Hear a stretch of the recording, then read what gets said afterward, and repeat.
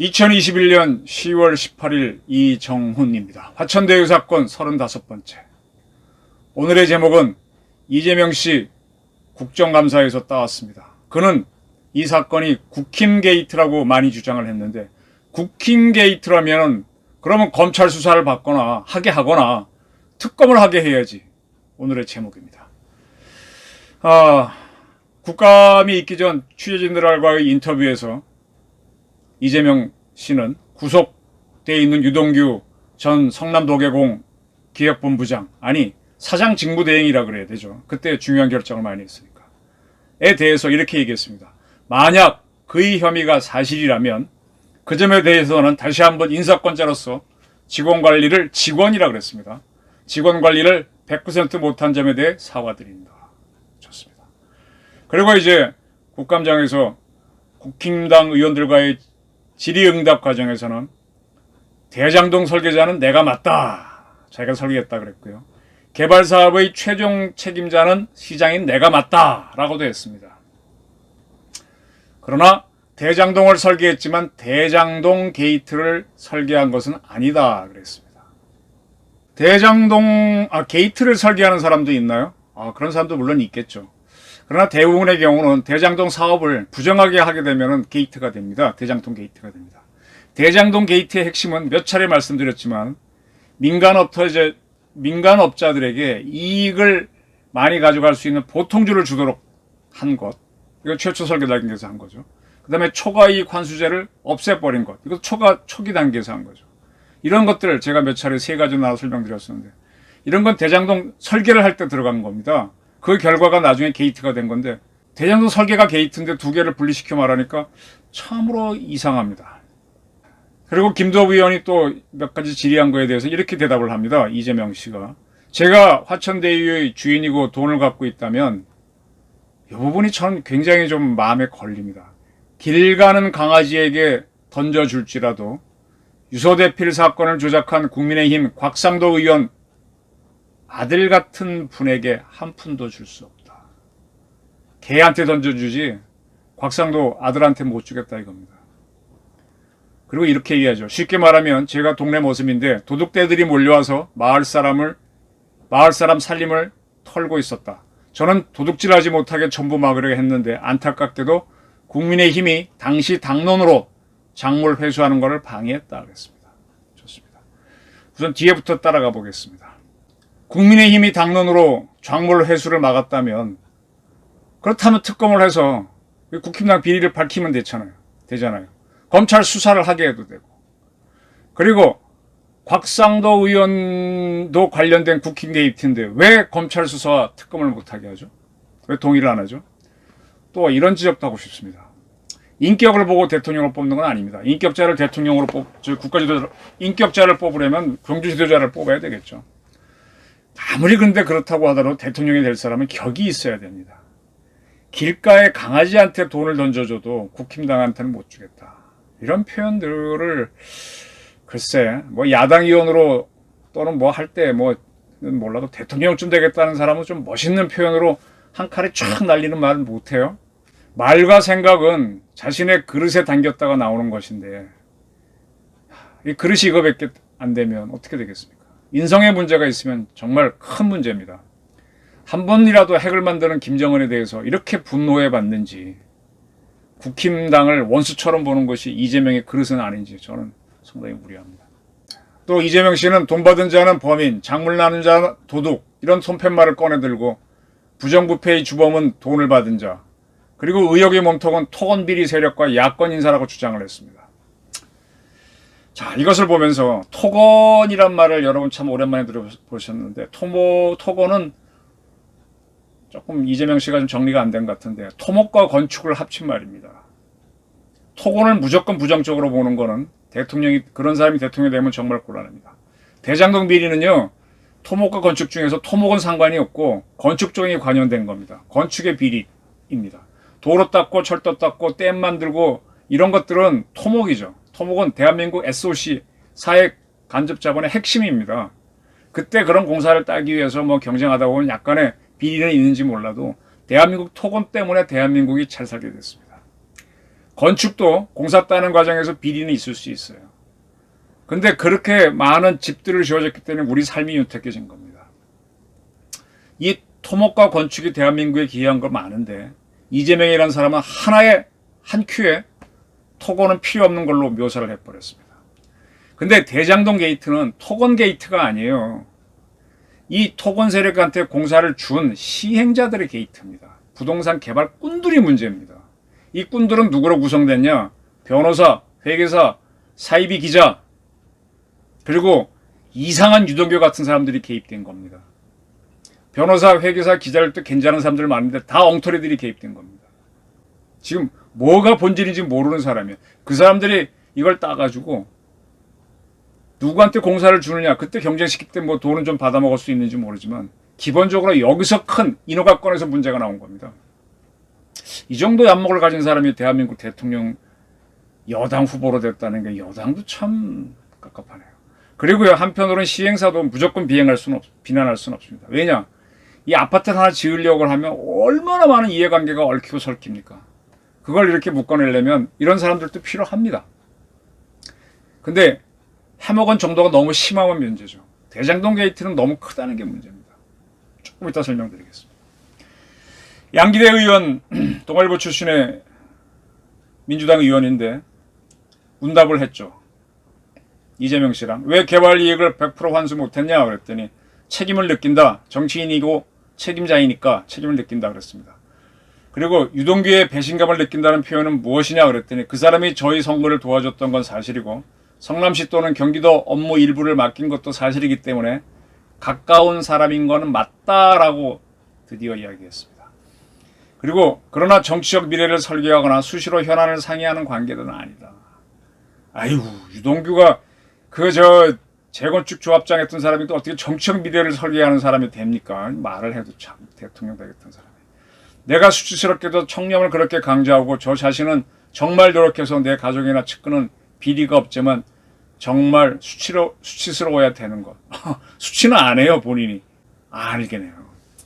근데 지난번 9월 30날 TV 토론에서 이재명 씨는 유동규는 측근이라고 하는 건 지나치다고 했었는데 가까운 사람인 건 맞다라고 했습니다. 그리고 유체이탈 화법. 뭐 자기가 수치스럽다고 하면서 유동규는 이렇게 거리를 두는 건데 정리를 해드리겠습니다. 이 대장동 게이트의 핵심 중에 하나는 민간업자인 화천대유하고 천화동인이 배당금으로만 4,040억을 받은 게 이게 핵심입니다. 그렇게 된 거는 성남도계공이 그렇게 설계를 했기 때문입니다. 초과 이익 환수 금지를 없애버리고 이들에게 보통주만 주고 성남도계공이 나서서 한 겁니다. 민간업자들이 떼돈을 벌게 해준 거예요.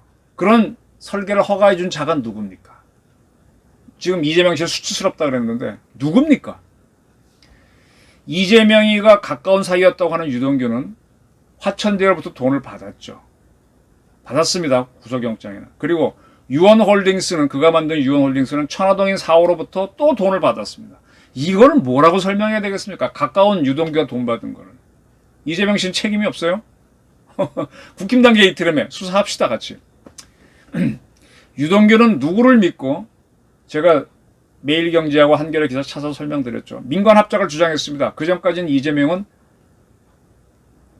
공영개발 주장했는데. 근데 트는데 그걸 따라갑니다. 이재명이.